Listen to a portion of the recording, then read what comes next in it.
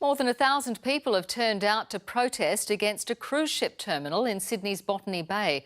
The state government is pushing ahead with a proposal to build a terminal at Yarra Bay. It wants to capitalise on the booming cruise industry, which generates nearly $3 billion a year for the state's economy. An SOS. Beach towels at Yarra Bay today served a very different purpose: to help a community coming out in force against cruise ships. When will our history and our traditions be acknowledged? Because I reckon it's now.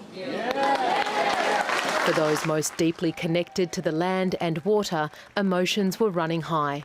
Our people were on both sides of the bay and the heads here when 3 ships sailed in and 3 ships sailed out again. The state opposition threatened to uncover what's being discussed behind closed cabinet doors. To get to the bottom of what's happening here, to get around the secrecy, we want an upper house inquiry. There was a call for intervention at the highest level. It's time for Prime Minister Scott Morrison to show some leadership on this issue, to stand up for Botany Bay and to accept the recommendation of the Cruise Industry Reference Group. That reference group suggested Garden Island in Sydney Harbour for a new terminal to be shared with the Navy. Its chair today lambasted the government's excuse for rejecting that site.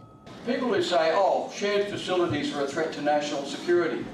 If that's the case, the federal government had better close Newcastle Airport tonight. The Port Authority did its best to address a crowd trying to contain anger and frustration. The decision makers in government will hear your voice. The turnout today is so big, people have been forced to sit outside on the sand and listen to the meeting over speakers. The marine environment is at the top of a long list of community concerns. We've got weedy sea dragons, endemic Australian fish species that are going to be wiped out by a seawall. Then I think we should really take care of it. The foreign cruise line industry should not be dictating how we use our natural assets. Protests are being planned for next year, the community vowing to sink the government's plan. Emily Lawrence, ABC News, Yarra Bay.